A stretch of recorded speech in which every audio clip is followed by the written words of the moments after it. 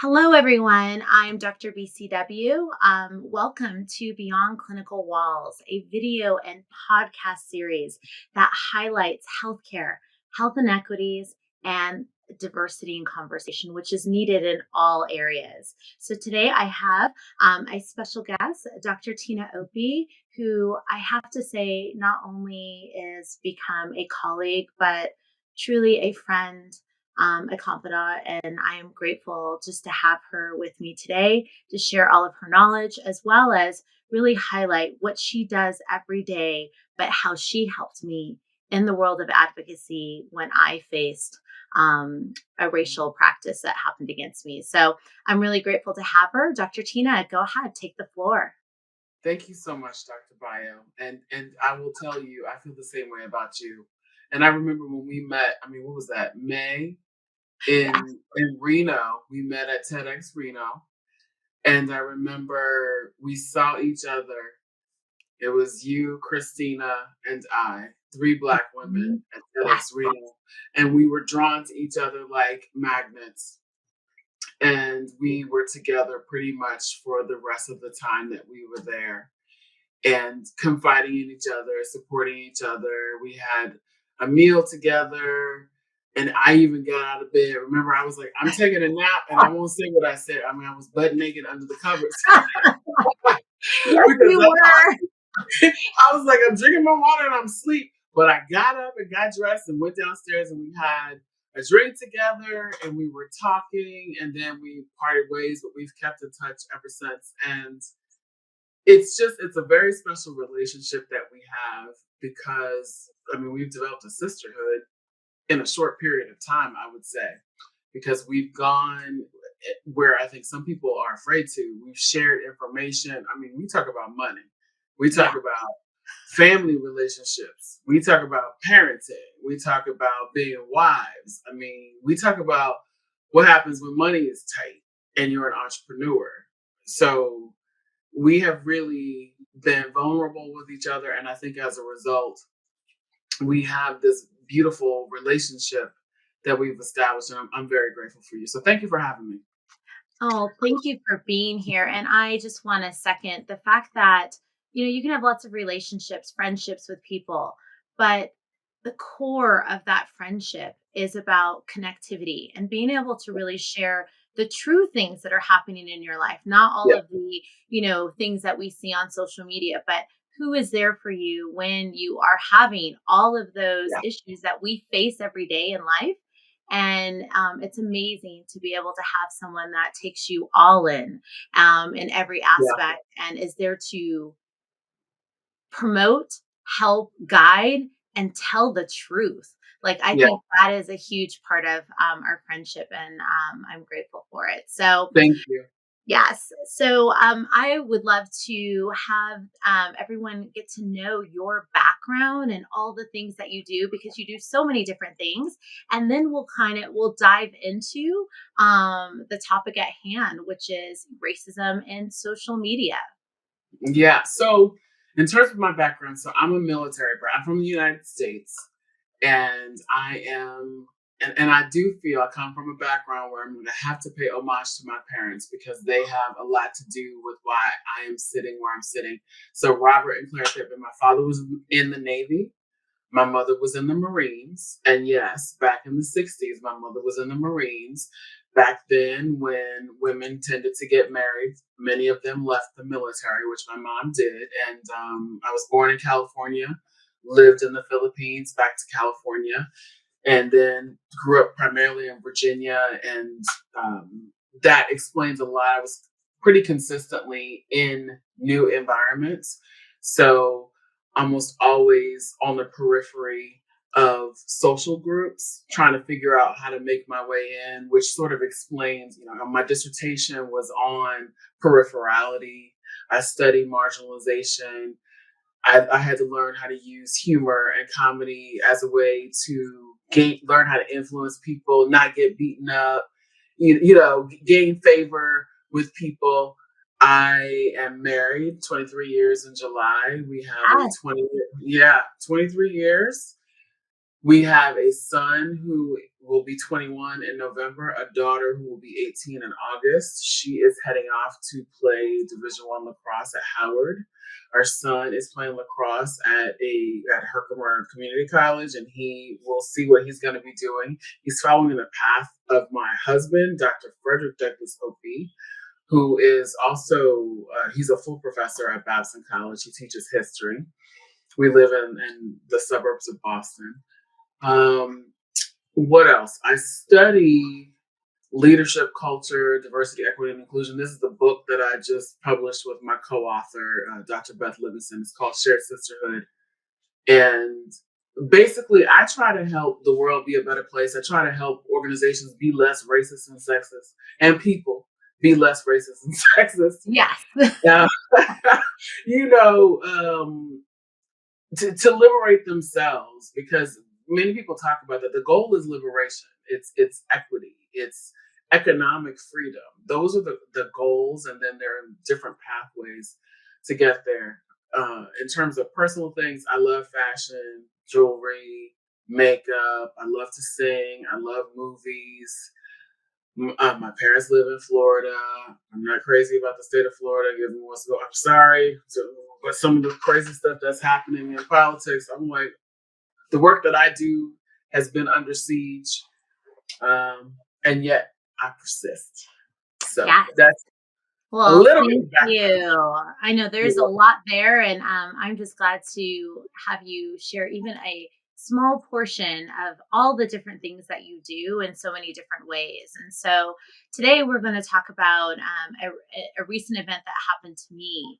And so to set the stage for some of you who may not know, I have a series, as we all know, called Beyond Clinical Walls with podcasts and videos. And I share free health information, and I talk about a wide array of different topics in hopes of helping people really be able to arm themselves with information about their health or their family or friend, anyone.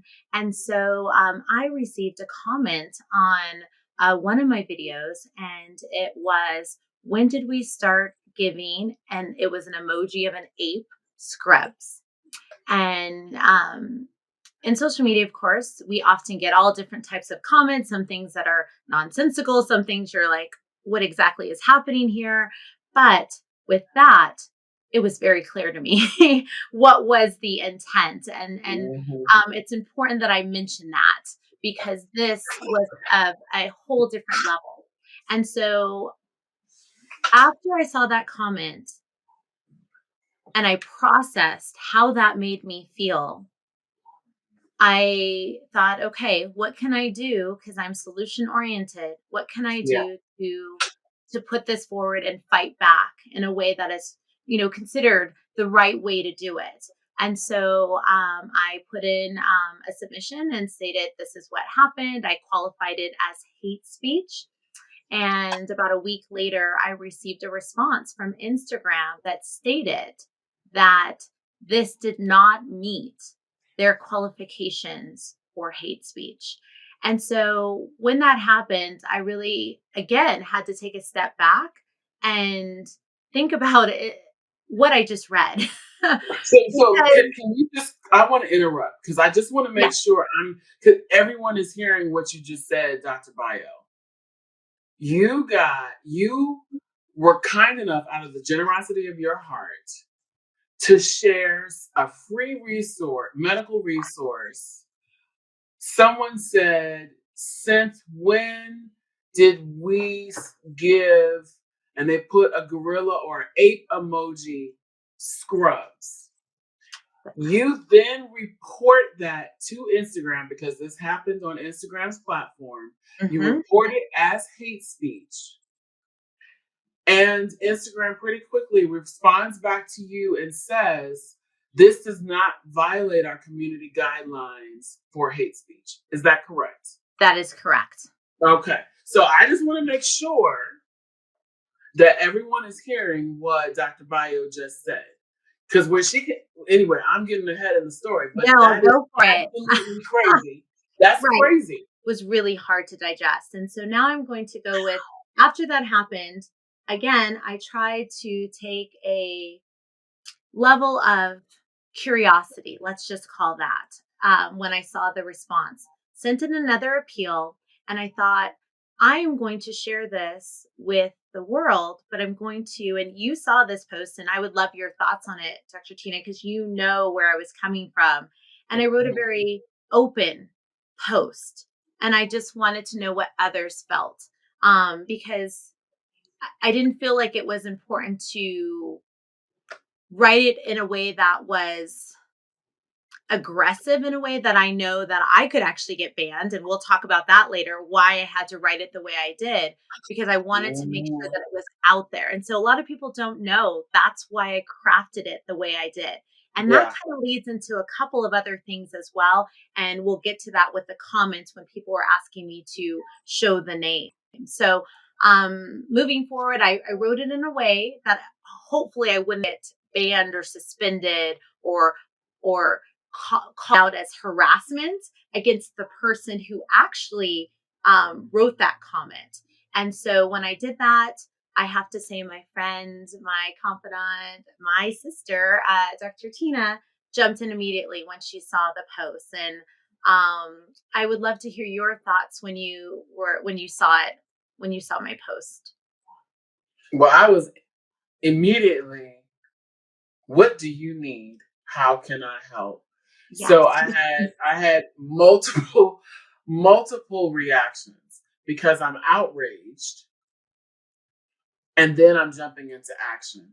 And I immediately knew why Dr. Bio crafted the email or the post the way that she had posted it, because this is the thing that is so frustrating. I say the way that racism works is that as a black woman, or as a black person, but as a black woman in particular, in a professional field, you are expected to drink the poison of racism, smile when it's going down, and then Mhm. still educate people while it's stinging you on the inside. Yes. And if you dare demonstrate any anger, if you have any kind of demonstrated or expressed outrage, you are often penalized much more so than the perpetrator or the aggressor. And so we have been conditioned, and we know that we have to contain ourselves and behave in a manner that is far more elegant than anyone should ever have to. It's inhumane. We are expected to contain any human reaction. So what I was feeling like, I'm like, well, I can act a fool because on Dr. Bipo's behalf, if I need to. Let me see how I can help. And then I also wanted to make sure that my sister had the behind the scenes support that she needed, because people, so what also happens is people on the thread were saying things like, well, you should shame the devil, reveal the name of the person, but they're not thinking through, if Bio reveals the name of the person, she could be banned, because then the Instagram could say that she was targeting this person. She could be criticized for bullying this person. So do you see the way that that's working? So despite the fact that she is the one, and we're going to have to break down Mhm. the whole history behind calling Black people apes and gorillas and monkeys. That is a way of erasing our humanity. It's a historical tactic. It is a way that you begin to dehumanize Black people. And there are other ways that other people groups have been dehumanized. And we'll get into that. But there is a historical context that's associated and connected with this. And this person, you utilize that and knows this. And so it's a familiar trope and stereotype that they use. We all know this. It's a dog whistle that this person is using. And yet, even when we all know this, even when Dr. Bio knows this, she cannot go cry. She can't scream. What she has to do is contain all of that, which is harmful to her well being, and she has to craft and edit and refine a post to expressed her displeasure that Instagram said that this thing did not violate its community guidelines for hate speech. So I reach out to Dr. Bio and I immediately go into research mode. I'm like, Yes. well, what are your community guidelines?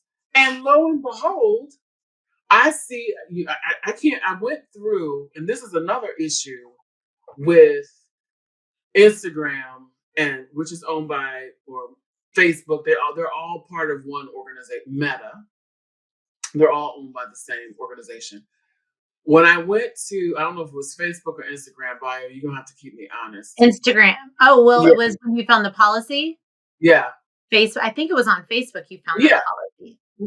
But listen, it says verbatim that you cannot, it is considered hate speech to reference specific racial groups or ethnic groups and compare them to animals. And they explicitly call out Black or African Americans, comparing them to monkeys, apes, or gorillas. And so I'm sitting here saying, I then report to Instagram, and Instagram tells me that it doesn't violate community guidelines. And I'm sitting here saying, this is your own community guidelines. So then I report it again. And finally, they say, okay, thank you. This violates our community standards. But guess what? I'm looking through my inbox in preparation for this conversation, trying to find the report. I can't find that report. There's no, I can't. So part of it, there's these systemic issues. So the conversation that Bio and I have just had, I hope you can see it goes from the individual, this individual who engaged in this racist behavior targeted at Dr. Bio. So that's individual to interpersonal. And then she has these individual reactions. She then interacts with this institution. So that's systemic. And then we as individuals are reacting to it, but we're now interacting with this systemic issue. So there's different levels of analysis that we're going back and forth between. At the end of the day, we see that there are systemic issues when it comes to racism, sexism, and technology and these platforms. And I don't feel safe on these. I mean, I use these platforms. And we can get into my experience on Facebook. Yes. But you know, it. I don't know. Did they end up deleting the original comment? I. What happened? I couldn't so it was removed, and I need to actually go back and see if it has remained. Finally, it was removed after you, myself, everybody was sending in appeals. So they finally did remove it, but I screenshot every single part so I could have so I could memorialize their response to my submission. And Yeah. so to show that they denied it and said it didn't qualify as hate speech. And I'm going to go back to something that you mentioned, Dr. Tina. I think it was important. We've all heard the analogy of the backpack that, Mm. The knapsack. as black women or any intersectionality piece that you wear and how you are adding those books or, rocks to your everyday life. Yeah. And when I had to craft that message, that was an extra tax. That was an extra time that I had Yeah. to take to write it in a way that I wasn't going to be considered as the harasser, that the person that was bullying somebody else. And that's Thank something we you. have to look at Mhm. because when people said, well, it shouldn't matter, just show it, don't worry about your social media. Well, I'm going to flip that. The reason why Mhm. I care is because what I'm doing is something that I love. I Yeah. love providing free health information in ways that anyone can consume, that they can Yeah. understand what's happening in their health. And so that's why I do it. And so to cut that off and to stop it, it's that would not help anyone.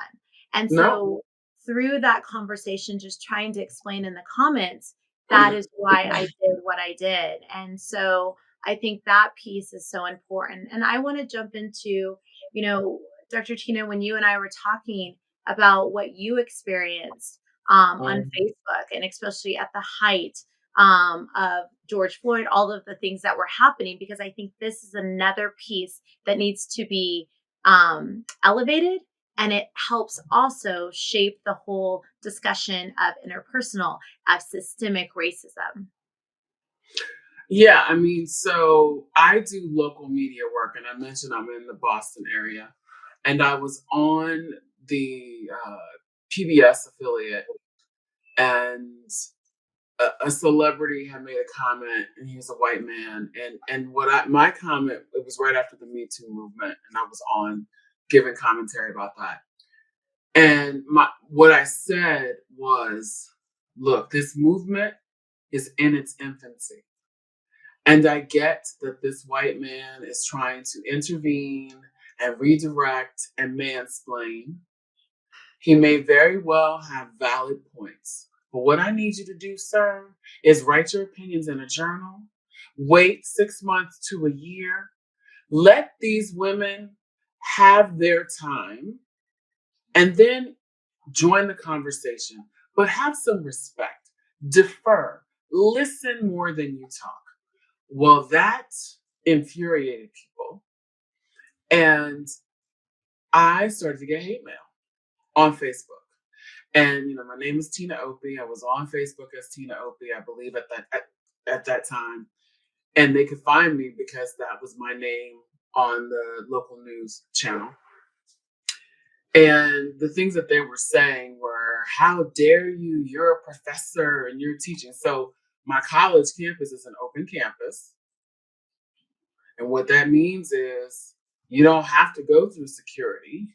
And maybe I shouldn't be saying this, but listen, anybody can walk up on the campus. Right. And so I talked to, and they have good security, thank goodness, but I talked to the security, campus security. I talked to the local security, the local police to let them know. And I shared the hate mail with them. And we have a protocol in place. But the hate mail continued to come, and then it started to get more violent. And I changed my name. I changed my name to TEEO-O, which are my initials, but spelled out phonetically, so that people could not find Tina Opie. Mm. Well, someone reported that because technically on Facebook, you're supposed to have a legal name. Now, I don't know about you. There are so many people on I, Facebook who don't do that. But that is someone correct. probably someone reported that. So then Facebook, I've been reported, Facebook contacts me and says, we don't believe that this is your legal name. You must show us proof of your birth certificate, proof of your legal name. So you can show us your birth certificate, some legal document. Like, it's similar to when you get your driver's license. So I had to decide. And at this point, I had a shared sisterhood group of about 4,000 people. And I was contemplating walking away, but similar to you, what I do was too important Right. for me to. I didn't want to leave that community. But let me tell you something. There's a community called Mighty Networks. Child, I was building my own website. I was about to switch everything over, but I didn't want to do that. I did not want to do that. So I ended up. So on Facebook, I'm Renee Pittman. Renee is my middle name. Pittman is my last name. And I can't change, even if I wanted to change back to Tina Opie. Like, there's this huge rigmarole that I would have to go through to do that. And this, to me, dovetails so nicely with your story because I also reported the hate mail that I received, where they're being violent with me, where they're talking about doing things sexually to me, where they're talking all these other things. That did not violate the community guidelines. But me changing my name to protect myself from that violence violated the community guidelines. So, in other words, I need to make myself available as a sitting duck Mm-hmm. to these aggressors so that they can find me and attack me. And when they do so, they won't be punished. Correct. And that really adds more reinforcement when we talk about structural racism and we talk about institutional racism. Mhm. And I'm just going to break it down. So, who are the people that are monitoring what qualifies as hate speech, what qualifies Yeah. as violent speech? And it doesn't even matter when you think about it who's doing it, because they're doing Yeah. it wrong. Yeah. Because what is happening to people every day is not acceptable. And then It's you not. talked about wearing those extra layers, that backpack that's full. So no matter, just when you wake up and you have already these extra layers that we're all carrying, and then we've got extra environmental influences and other things that are just adding more stressors into a world that we are supposed to absorb ourselves in, fit in.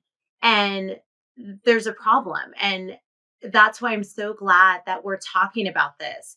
That, where is that pendulum? And right now we know it is not on the area of being equitable and accurate. It's not. And I'm a researcher, so I did pull some stuff. I went to the Pew Research Center, and that I can just cite some statistics. So this is from 2017. 1 in 4 Black Americans have faced online harassment because of their race or ethnicity, Mhm. and it's very interesting. If people or your listeners are interested in seeing this, we can make sure that they can get access um, to this, but to the resources. And what's interesting, we have additional resources here or additional facts as well. But I think we do have to say Dr. Bio and I are not saying let's censor everyone, because No. that's the balance that we have to make. I am all for vigorous debate, open discourse. I mean, the book that I wrote, Shared Sisterhood, is very much about doing that. I like discourse. I like when people disagree with me. Divergent opinion. When I'm in the classroom, I'm an authority figure as a professor. I encourage my students to disagree with me. So, as an authority figure in the classroom, which we are, and I know some professors have this perspective of, oh, we're all equal. Listen, you're an authority figure. Right. You're the professor. As a medical doctor, you're an authority figure. And as a parent, we are authority figures. And I know that there is a movement, and I identify as a progressive, and I think some progressives are trying to flatten out and act like we're all ego. That I don't know how healthy that is. There is a hierarchy. Listen, I think it's what you do with that status differential that can matter. That is most important. But for example, I may be the authority figure, but what I like to do with my authority is empower other people. There's this impulse to flatten a hierarchy, to get rid of all hierarchy. And I don't know if that is necessary, because I do think that we are authorities. You're a medical doctor. You have a lot more information and wisdom when it comes to health and medicine than the normal person. That we should defer to you. I have an MBA. I have a PhD. I have studied business and organizational behavior. I have more knowledge about certain things: diversity, equity, inclusion, leadership, culture, strategy, management, than the typical person. We are Mhm. living in a society where we like to act like all of our opinions are equal. I'm sorry. All of our humanity is equal. Well, I want to Class, actually say something about that, because I think yeah, that's huge. When you talk about that hierarchy and how we do need to have that in play, because there are certain things that you need to know who is that expert, to your point. yeah. Who are you supposed to go to for that source of truth? And if we don't separate it, we're not able to figure out where to go and have a direction and move forward. And it made me think of, as a physician, how many years of school, of learning that I had to go through so I could help save lives. And that's a differentiator that I worked really hard to achieve. And you need to know that you're going to someone who has studied and learned how to respond if you need them. And so that part is so important. And I'm just going to add one more piece to it. In my TEDx talk, I talk about even when you have worked so Mhm. hard to earn and have those credentials of what you love to do, I am often dismissed when I walk in and I see a patient and they Mhm. can't um, really uh, there's a way where they can't really feel like, oh, you're actually a doctor. Like the word is escaping me that I Mhm. want to say, but that imagery doesn't exist. And you can see the struggle for them to actually say Dr. Curry Winchell. And so sometimes they just don't want to say it, or they'll decide to find that equal playing ground and call me by my first name without Mhm. asking me. And so that's something we have to your point, look at the things that we have achieved and that respect that goes with it. So there is a level of authority, so you know where to go. But when you take that away, when you strip, and I'm going to give an example of this. I know there's some healthcare organizations, some places who feel like we shouldn't call doctors Mhm. doctors. We should just call everybody by their first name. Well, Mm-mm. you have just stripped me of something that I have earned. Now, it's Mhm. okay to ask me. And if I want to be called by my first name, yes. But to assume and then put that where I can't say, yes, I want to be called Dr. Curry Winchell, that is an issue that maybe we can talk even in our next interview. But go Yeah. on. I just wanted to highlight that. No, and so because I think the impetus to flatten these hierarchies a healthy comes from a good place. I think it came from the fact that there were these hierarchies that were overlaid that were unnatural. Me using your Mm, example of a doctor or me as a professor, when I was younger, even now, people didn't assume that I should be the professor because I'm a black woman. right. They didn't they and so despite the fact that I had the knowledge, the extant racial hierarchy and gender hierarchy meant that you and I were not given the respect and deference that we had earned. So people have conflated that with the fact that actually hierarchy based on actual education. And so that's how you end up in these situations where people are debating what a fact is. People are debating Yes. what a truth, what the truth is. And you have idiots saying things, I'm sorry, saying things like, well, it's truthy. What? What are you talking about? Another thing that my husband and I talk about is I know we talk about I want to debate what my truth. This is my truth. No, wait a minute. Can we just say this is your experience? Yes. But collectively, isn't there a truth? There's a truth. Anyway, so the Pew Research Center. This is January 2021. It says, just for context, roughly 4 in 10 Americans have experienced online harassment. And half of this group cites politics as the reason they think they were targeted. What's interesting though is that when you start to look at that 40%, a lot of it, women are more than twice as likely as men to view the incident as very or extremely uh, upsetting. And then Black Hispanic targets of online harassment are more likely than their white counterparts to say they've been harassed online because of their race or ethnicity. And then among the 41% of US adults who've personally experienced online harassment, 75% say that their most recent experience occurred on social media, Mm, compared to 25% on discussion or forum, 24% on texting. I just thought so. Social media is a huge outlet, and then the majority say that social media companies are they're doing an only fair or poor job addressing online harassment. So 32% said that they're doing a poor job.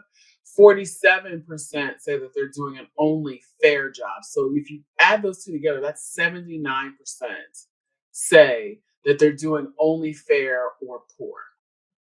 So I think this is a rampant issue, and I do think it's interesting how they Pew divides the kind of harassment, more severe forms of online harassment and less severe forms. So it's important for us to think about that because there's some people who are actually getting, thank God, we're not getting stalking or sustained harassment. No, and you know what I think of, Tina, when we're talking about this? Where is the onus on social media platforms? We hear them saying we are, advocates against fighting against harassment and racism and so forth. Well, I would like to know a couple of pieces. Where is this committee or group that you have? I'd also like to have optics into their playbook. How do they monitor that? How Mm. do they decide who should be in that committee? I think what's important here is for us, as we are trying to understand each other, to look at these numbers and figure out, because there are some big gaps. There are some big gaps in terms of what people think is driving the online harassment, what people think is driving it. And then this is what I was talking about. 75% of people say their most recent online harassment experience occurred on social media. And yet a majority, which is the 79%, say social media companies are doing an only fair or a poor job addressing online harassment. And I get the 79% by taking this 32 and 47% um, in terms of how well they are addressing the online harassment. So, but I think the No, reason that's why I huge. took the time to pull those reports is going back to the conversation about facts and knowledge. I'm not making this up. I am not saying I feel like social media is doing a bad job. Dr. Bio and we are both doctors. I'm not a medical doctor. I'm a researcher. I have a PhD. I do not have an MD. In both of our fields, though, we are trained in research. Yeah. And in research, Dr. Bio, I would say, is the gold standard, where what she does has implications for people's lives. What I do does not. So that's why I said Dr. Bio. I think it But does actually. So I'm just going to say that, Dr. Tina, because what you bring forward has an impact on lives by your advocacy, by highlighting the data and really sharing like the impact in a different way has a true impact in so many well, different. thank you Mhm. for that. I'm just saying, like, you can help somebody not get diabetes and get their foot amputated. I that's just to make it plain. Just to make it plain. You can help Yes. somebody. You know what I'm saying. I'm just saying. I don't. Yes. So I do think the work, but both of us, the thing that both of us have in common is I am not going to create an intervention that is half baked. I'm not going to go to an organization. Dr. Bio is not going to recommend a medicine that has only been tested on one person based on their feeling. I'm not going to create an intervention that has only been based on what I think should happen based on what this one person told me on the corner. That's just not going to happen. We must be better about how we present facts, and we need to triangulate where we get those facts from. So anyway, that's a whole. We should have a conversation about. I taught a class, and one of the sections was how do we know what we know. Ooh, I like that. Mhm. That might be the next one. The next talk.